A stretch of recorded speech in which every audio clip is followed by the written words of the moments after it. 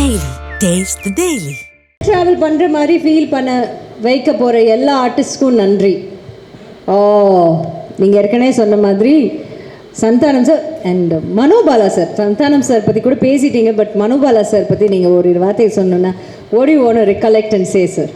ஏன்னா தேட்டரில் வந்து அவர் வர அந்த ஒரு 20 minutes வந்து நான் ஸ்டாப் லாஃப்டர், நான் ஸ்டாப் கிளாப்ஸ் போய்கிட்டே இருக்கு. எனக்கு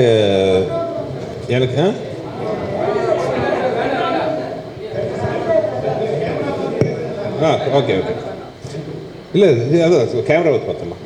இல்லை எனக்கு வந்து ஒரு மறக்க முடியாத ஒரு பெரிய நடிகர் மனோபாலா சார். விஷால் சார் சொன்ன மாதிரி மனோபாலா சார் மட்டும் இல்லை, என் படங்களில் வந்து அந்த ஹியூமரில் பெரும் பங்கு வகித்த இன்னும் சில ஆர்டிஸ்ட்லாம் அந்த படத்தில் இருந்தாங்க. நீங்கள் பார்ப்பீங்க, நெல்லை சிவா, செல்லதுரை, அவங்களாம் வந்து எனக்கு அவ்வளோ அருமையான காமெடியெல்லாம் என் கூட பண்ணியிருக்காங்க. நெல்லை சிவா வந்து நீங்கள் கிரியில் பார்த்தீங்கன்னா ஜஸ்ட் ஒரு வாய்ஸே வந்து பார்த்தீங்கன்னா அவ்வளோ பெரிய காமெடி ஒர்க் அவுட் வச்சு, எப்போ அக்கா வச்சு தான் பேக்கரி வாங்கினியாம சொல்லுப்பா அப்படின்லாம் ஒரு வாய்ஸ் அவர் தான் வாய்ஸ் கொடுத்துருப்பார். செல்லதுரை அதுபோல் ஏகப்பட்ட படம் என்னோடய படங்கள் நடிச்சிருக்காரு. நெல்லை சிவா. அதே மாதிரி செல்லதுரை தலைநகரம் படத்தில் சொல்லுவார், நீ சென்னைக்கு போய் தெரு தெருவா சுற்றுற காலம் வரலாம் என்ன வரும். அந்த மாதிரி ஒரு மாபெரும் அற்புதமான நடிகர்கள். அவங்களாம் வந்து ஒரு பெரிய லைம்லைட்டுக்கு வராமல் வந்து அவங்க நம்மளுக்கு பிரிஞ்சது வந்து ஒரு வருத்தமான விஷயம். அதே மாதிரி மனோபாலா சார் இந்த 12 வருஷத்தில் எப்போ பார்த்தாலும் என்கிட்ட அவர் கேட்குற கேள்வி, வேறு எந்த படத்தில் நடித்தாலும் கூட என்கிட்ட அவர் கேட்குற கேள்வி பார்த்தீங்கன்னா, எப்படா மதகஜராஜா வரும். ஏன்னா அவர் வந்து இந்த படம் வந்தால் பெரிய நம்பிக்கையில் இருந்தார். அவர் வந்து ஒரு சோலோ காமெடினா டாப்புக்கு வந்து அவர் வருவாருங்க ஒரு நம்பிக்கை அவருக்கு இருந்துச்சு, எப்பவும் கேட்டே இருப்பார். பட் துரதிருஷ்டவசமாக தமிழ்நாட்டு மக்களே வந்து அவரை பார்த்து சந்தோஷப்பட்டு இருக்கும்போது அதை பார்த்து சந்தோஷப்பட அவர் இல்லை. அதுதான் ஒரு ஃபீலிங்காக இருக்குது. உண்மையாகவே டைம் ட்ராவல் தான். மணிவண்ணன் சார் ஆகட்டும், மனோபாலா சார் ஆகட்டும், சிட்டி பாபு, செல்லதுரை, நெல்லை சிவா, இவங்களாம் திரும்பி பார்க்கும்போது ஒரு நாஸ்டாலஜிக் அந்த ஃபீலிங் தான் வருது. எங்கே இருந்தாலும் அவங்களுக்கு என்னோட Royal salute. Thank you. Next one please. Watching MGR just to see these three on the same frame. ஆனால் சும்மா சொல்ல நிஜமாவே உங்கள் மூணு இது வந்து விஷால் தான் சொல்லணும். அதுக்கு முன்னாடி நான் சொல்கிறேன், அந்த உட்காந்து 3 பேர் பேசுகிற டாபிக் இருக்குது பார்த்தீங்களா, இவங்க 3 பேரோட ஒரிஜினல் கேரக்டர் இது. அவங்க 3 பேர் பேசிக்கிறது இப்படி தான் பேசிக்குவாங்க, நம்ம உட்காந்து கேட்டுக்கிட்டே இருக்கலாம். அந்த மாதிரி படத்தில் மட்டும் இல்லாமல் ரியல் லைஃப்லேயும் ஒரு திக் ஃப்ரெண்ட்ஸ். எஸ்பெஷலி ஆர்யா, சமயத்தில் வந்து ஆர்யா விஷால் கூட பண்ண சில விஷயங்கள்லாம் வந்து ஒரு நண்பன் இருந்தால் போதும் அப்படிங்கிறதுக்கு ஒரு உதாரணமாக வந்து ஆர்யா நிறையா பண்ணார். ஸோ இன்னி விஷால் தான் அந்த இல்லை, இது நாங்கள் 3 பேர் வந்து ஒரு படம் இன்னொரு படம் நடித்தோம். அதில் அவங்க பேருன்னா கவர்ச்சி நடிகை ஷக்கீலா. நான் ஒரு அசிஸ்டன்ட் கமிஷனராக வருவேன். வாசு என்ற வாசுதேவன் நினைக்கிறேன். ஐ திங்க் விஎஸ்ஓபி ராஜேஷ் படம். அதான் நான் சொல்கிறேன், நாங்கள் 3 பேர் சேர்ந்தோன்னா வந்து அவர் சொல்கிற மாதிரி ஆட்டோமேட்டிக்காக வந்து நாங்கள் சொல்லுவோம் டைலாக் அவருக்கு, சார் நாங்கள் இப்படி பேசிக்கிறோம்.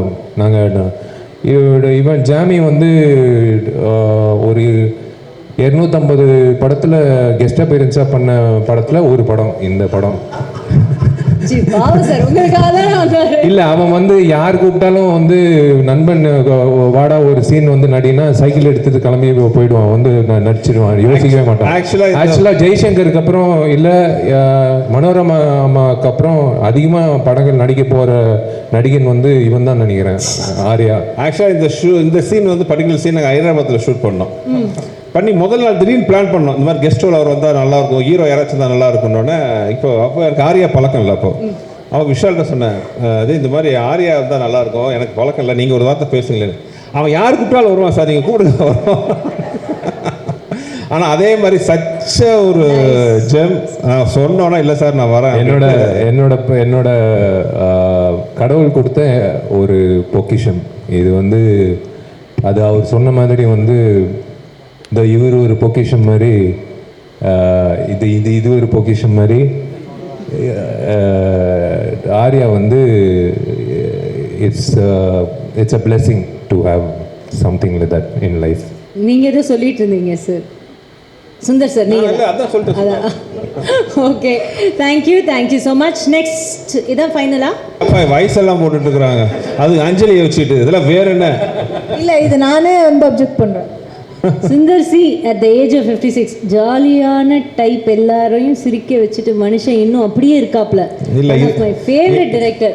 இல்ல, இந்த மீம் நான் கடுமையா அப்செக்ட் பண்றேன். ஓகே, ஏஜ் எல்லாம் கொஞ்சம் அதிகமா போட்டுருக்காங்க, இது தேவையில்லை. 36 வந்து 56 ஆகிட்டீங்க. லைன் மட்டும் எடுத்துட்டோம்னா he is actually the most good looking directors in one of the 36 வந்து 56 ஆகிட்டீங்க. அப்பா அது பிரிண்டிங் மிஸ்டேக். டாக்டர் கிட்ட போறதை விட சுந்தர்சியோட படம் இல்ல, இது மட்டும் எனக்கு பவர் இருந்துச்சுன்னா எடிட் பண்ணிடுவேன்.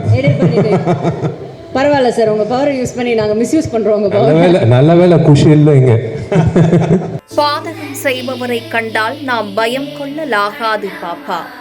மோதி மிதித்து விடு பாப்பா, அவர் முகத்தில் உமிழ்ந்து விடு பாப்பா. அண்மை செய்திகளை உடனுக்குடன் தெரிந்து கொள்ள இணைந்திருங்கள் எம் நாடு தொலைக்காட்சியுடன்.